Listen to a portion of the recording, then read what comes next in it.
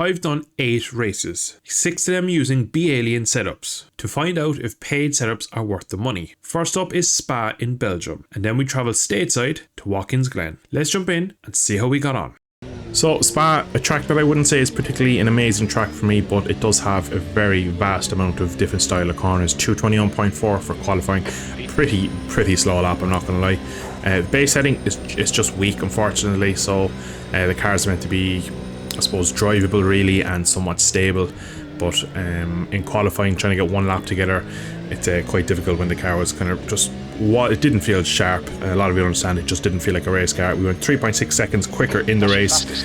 Pretty much nothing else happened in race 1. It was a pretty dull one. Now, unfortunately, we had a small issue with the Alien setups where they had sent me, basically, I had bought the season pass and I had basically gotten all this season of LMDH GT3 multi-class racing setups. But unfortunately, in my setup for Spa, I had 2 qualifying setups and no race 1. So you see here in race 2, we're actually on a qualifying setup, and unfortunately it just kind of means that race 2 is a bit kind of skewed because the setup is not ideal. It's a bit oversteery on edge. It's a bit of a risque one, so it will be fixed for race 3 and 4, thankfully, as I did email them, and I kind of basically postponed the video until I had it resolved. But it's just a note here that in race 2 we are in a full qualifying setup just with a load of fuel on, so the car balance I suppose was better than the default one, but it was a bit more in my hands in terms of it could easily kind of go sideways, and it was a risky setup. And through rewards kind of midpoint of this race, we did start to get a small bit of rain, so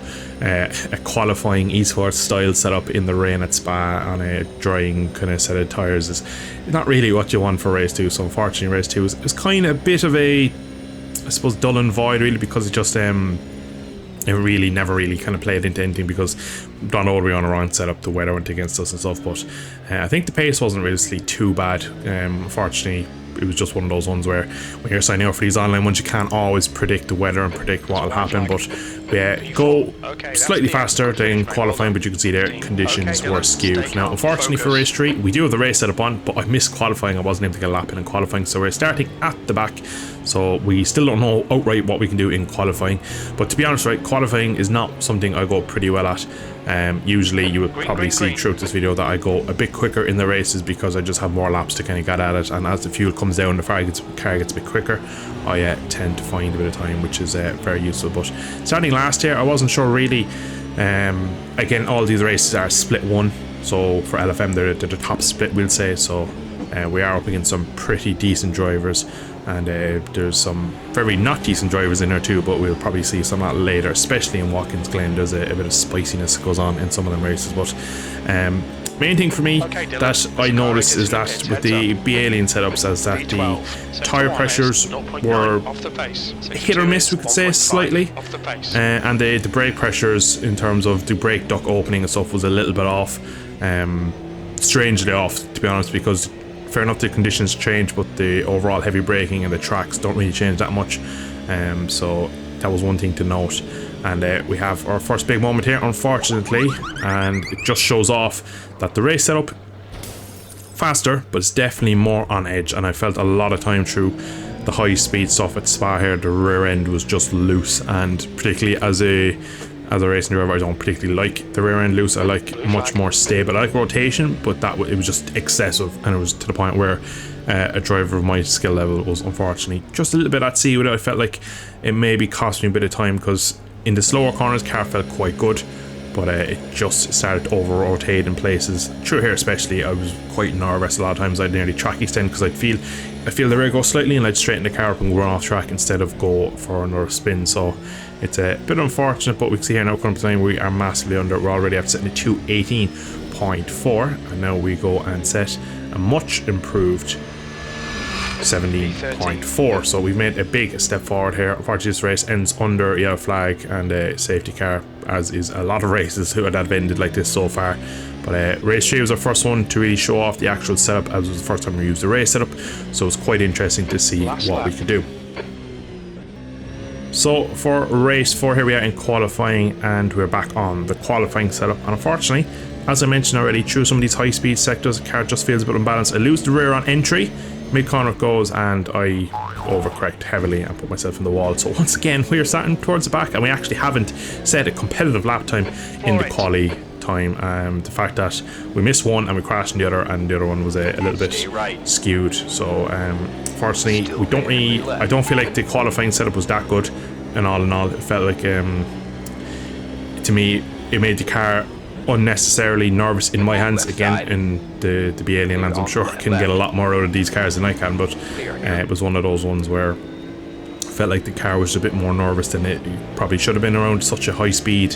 I think a lot of, again, I can't really show the setup, but I feel like without looking, it wasn't very aero heavy, which at a track like this you could kind of see, but I think it really didn't benefit me at all. Here in race 4, pace is decent, but we're in a bit of a tow kind of sandwich here, where we're just kind of in between a couple of GT3 cars. We're being passed kind of by a few LMDH cars, and we're not really making the headway, but we're actually still towards the back of the field, which is unfortunate, because I felt like even though the pace wasn't amazing, I was every race going in, I was feeling faster and stronger and getting better, but it just wasn't really showing too much in the lap times because we kept getting into the incidents, we kept having bad qualifying, we weren't really having good clean races, which is unfortunate, but that is just the way of online. I could kind of skew the video a lot by making sure I have really good races and stuff, but then it isn't really realistic, because you want to see if the setup is actually going to improve overall, not just give you a one-off good result.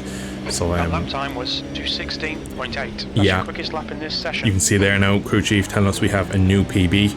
So in this race 4, started to understand the setup a bit more, and back to back we go and set another fast lap. So okay, Dylan, we're after setting decent pace there, because he does say that to me there, we're matching race pace, but unfortunately I was getting a bit greedy and just had to push the boundaries a bit more, and unfortunately we have our second, I think it was actually our third one, but I think we had another one in the wet as well through there, but I managed to stay out of the wall, so I didn't include it in the video. But just the high speed stuff, if you throw the car in, it just seems to have a very aggressive snap of oversteer, and the way the aero kind of comes off the car. So it was an interesting setup. Overall better, but not perfect in my hands. Now, Spa results you can see in qualifying, which is quite skewed because we really didn't get a good qualifying in any setup. 1.1 faster on the B-Alien setup, and the race one was 1.3. So we got down to a decent bit of speed for me in this default one, but it was just hands down the B-Alien one just was a bit nicer on the race. A few small tweaks for me, and I think I've probably got a 15, and that would have been a good chunk forward. But again, it is quite hard for these setups to be perfect for every track, for every driver, when everyone has different driving styles. Now here we are at Watkins Glen, so we're now over to America, a track that I know averagely well. Never actually raced it before the 4 races. I had done laps on it before, obviously, but racing it was a completely different story for me, and it was a fun racetrack. I really enjoyed this place. It was really a good one. 151 for our first qualifying, which you will see later is quite a bit off in a second, but race 1 default setup was woeful. Unfortunately on this one it was worse definitely than the Spa one. I have lots of incidents in this races, and it was just difficult. It just did some weird things. It was one of those ones that it just sapped my confidence in the car. I couldn't really push on. I could see cars in front of me doing things that I just physically couldn't with the setup I had at hand, and we went 3.3 seconds faster in the race. Again, as it kind of builds up, you make a few tweaks to your ABS and your brake bias and all that, you can get the car down. But in race 2 here, so we now have the qualifying setup on, and we go a good chunk faster, 46.5, so that's nearly 5 seconds faster. So it just shows that my faith in the default setup over one lap pushing the boundaries just wasn't there, because I do remember that lap being really scruffy because I was kind of fighting the car and not leaving the car do its thing, and it was, you could just tell it wasn't a great lap. But here we are now in turn 1, and race 2 here is going to be a little bit spicy. You can see already people off turn 1. That turn 1 is going to cause some many incidents throughout these 4 races. Straight away you might notice here on the race 1, I noticed it immediately. Gearing is slightly bugged with this setup. Now the issue I found is when I went into the gearing and changed the final ratio, the ratio that the setup comes with you can actually choose, so if you change it you can't put it back to it. But basically I could barely use 6th gear, get into 6th gear and the car would kind of bog. So for me it was a big thing to change the setup. Unfortunately here in race 2 we have to take amazing reactions here to get past and get away from a crash. Drivers 3 cars gone off in a space of 300-400 yards, so it was an unfortunate one because I do think we get a small bit of front end damage to that. We are motoring on, we're down to 46.4 now, so the pace definitely around here with this setup is much better. I felt straight away race 2 just felt so much more comfortable with this car. There was still a couple of things I didn't like. The gearing was a big thing, and I think I needed to adjust again the brake ducts slightly again, so again, I understand they can come down to a lot down to the conditions you're racing in. But again, if you are someone who wants to just basically pay the money to get a setup and bolted in, not have to change it, they're probably not the way to go, because the fact that you do need to still try and kind of a little bit change here and there to tire pressures, brake ducts, stuff like that. You can see there on the right we went 2.1 seconds quicker versus race 1 with the setup. So the setup definitely was a nice bit quicker. So I was overall just much happier with this one, because I felt like the car was just so much more stable. I could just basically live on the edge a little bit easier.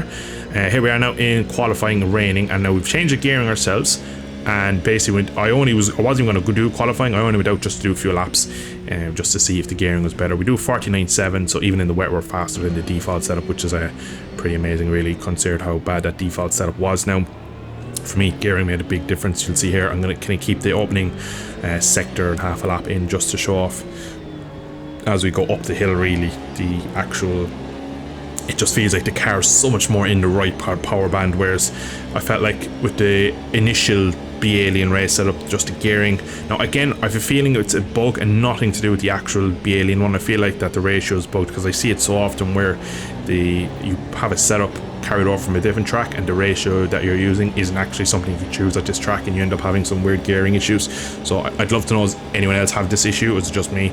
Because I feel with Automobilista, I think it seems to be a common enough issue. But you could just see here, I feel so much more in the power band straight away in 6th gear, so I feel like the car is geared so much better now for the track, so it should allow me to go a little bit quicker now. Unfortunately here, we have our like 17th safety car of the race, it feels like, and I go really slow because this guy in front of me was just, I didn't know what he was doing. Now we have another damaged LMDH car in front, so it was kind of unfortunate because he stays on the track, and if he goes off the track, he'll actually basically, it won't count and I can actually overtake him.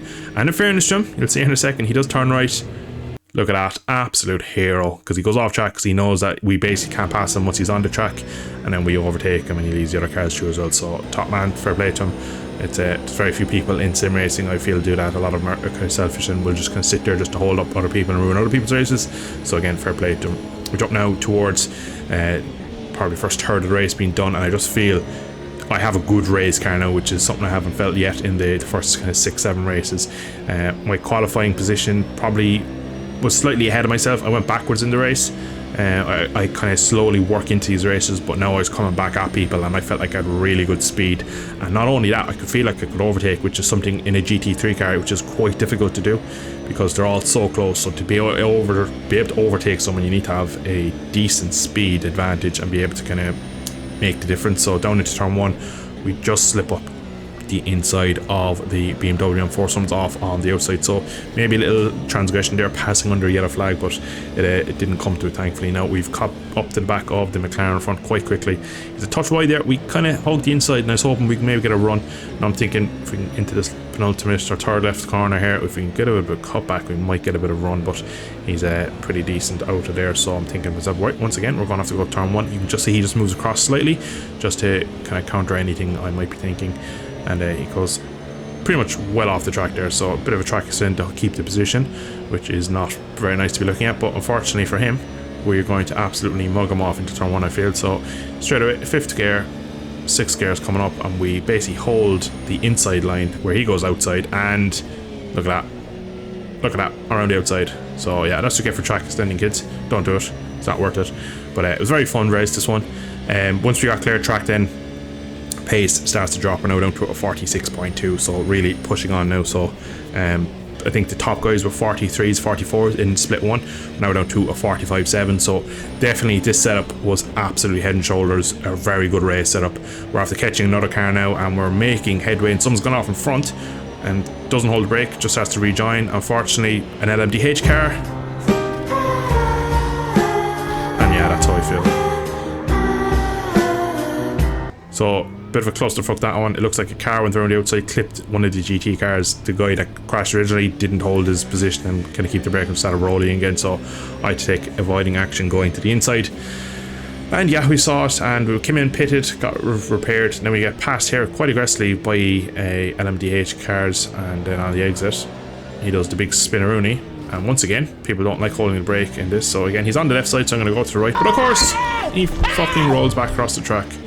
like a dumbass, and once again I've damaged. So race 3, even though I had great speed and great feeling, the race ended up being a bit of a pain in the end, but the actual lap time 45.7 was really happy, because I know the top kind of qualifying times are 43s, and for me to be doing kind of that's our speed in the race, so I was pretty happy. 45.8 here in qualifying, so I'm really getting down now just to getting a good flow with this racetrack.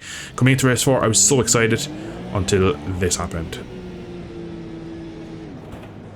So yeah, the game just shit itself basically. I had no steering, clearly the other Porsche front and the other Porsche to the left again. 3 of us had the exact same thing, so it must have been some sort of game server issue or whatever. Soon as the car hit the wall, my steering came back, but until then I had no steering. So basically we pitted, we're now a lap down, there's a safety car, and I was hoping that maybe we could be cheeky and unlap ourselves, but it isn't to be. And the issue is that my pace felt really strong. I was so kind of frustrated with it, because I felt like I could really push on now and maybe start to try and stretch myself and see can I get a 44, and like then we're up to kind of the top split 1 race lap times we're doing, so it would be really nice to see what I could have done with it when I was kind of really building confidence with this car. To be honest, we're a lap down at this point. I know I'm quite a bit faster than a lot of cars around me, so I kind of just push on and overtake people, because as soon as I overtake people I end up kind of pulling away. But you can see there more amazing driving by the GT3 community. So we're making up positions, but actually none of them are positions, we're just basically unlapping ourselves. So we're pushing on quite a bit because the pace is quite strong, but once again we end up getting another safety car, which unfortunately kind of just pulls us all back together, and it kind of nullifies my ability to overtake, because then I'm basically in a train where I have to release 45.2, so almost get a 44 in this race. The issue with this race was, unfortunately, I just kept running into traffic, so I was really fast, just kept running into traffic. You can see default qualifying and B-Alien 5.2. Now that is a bit skewed. I reckon I could have got more out of the default, but the B-Alien one was really good, and 2.5 seconds between races is probably more accurate. So 2.5 seconds is a massive jump. But yeah, I was really happy with the Watkins Glen setup. It really worked quite well. As soon as we changed the gearing, it unlocked so much, just a turn of speed that we didn't have. But kind of overall, the kind of final thoughts really on this video is that if you're in the market to buy a B-Alien or any other kind of, there's other kind of brands out there that do setups that, for me, I think it's one of those things that it's not the most expensive. So for the season pass, it cost me €16 for all the tracks for the Porsche 992 GTR for the LFM season 17. If you break that down, there is 12 tracks. You also get 2 setups. You get a race and qualifying one, which I'm not including. I'm including just per track. So 16 divided by 12, you get 1.3333. So it's €1.35 per track, which I think is pretty good value considering you get 2 setups. If you kind of break it down, it's probably 70 cents maybe per setup of base of what you're getting. It does need some tinkering. It's not perfect in terms of fuel load. I felt it was always a bit heavy. Again, they kind of have to, if you think of from B-Alien side, they have to overfuel the car. They can't really allow the car to be too underfuel. Tire pressures can still slightly be off, as well as the brake ducts need to be slightly adjusted as well. But other than that, and again, if you kind of get what I had with the weird kind of gearing glitch again, where the ratio seems to kind of go out of kilter, you might need to do that as well. So if you are someone who wants to just put on setup, not have to worry about it, they're probably better, but maybe you should probably take someone's leaderboard, kind of one of the top leaderboard times, and do that instead, because they're probably maybe they can be still in the same boat where you need to slightly adjust them. There's no real setups out there that you'll be able to just bolt on and not change at all, I don't think, because everyone will need slightly different from the setup. But I do recommend them if you are kind of one of those people that have a bit of spare income and you actually want to throw a few kind of quid at trying to see if you can make it a bit quicker, because I definitely feel that I was much confident on the B-Alien setups, but at Watkins Glen and Spa. Of course, Spa, it was maybe just slightly not my style of car. It was a bit oversteered for me, which kind of cost me a few tenths and a few spins along the way, but overall I think it was definitely worth it. And I think, to be fair, it's not expensive, which is the main thing. The season pass for €16 I think is really fairly balanced considering what you get, and it's just overall a good idea. So, but we're going to end it there. Let me know your thoughts in the comments. I will link the B-Alien website if you want to have a look at their inventory on their website. But that is all for today. I hope you have enjoyed. Let me know down below in the comments your thoughts on the video. Was it worth buying the setups? Is it not? Is it better off just getting a leaderboard setup? What is the best way? And thank you all for watching. Hope you have enjoyed. Drop a like, subscribe, and I shall see you in a future video in the not so distant future. Thank you for watching. Slán go full.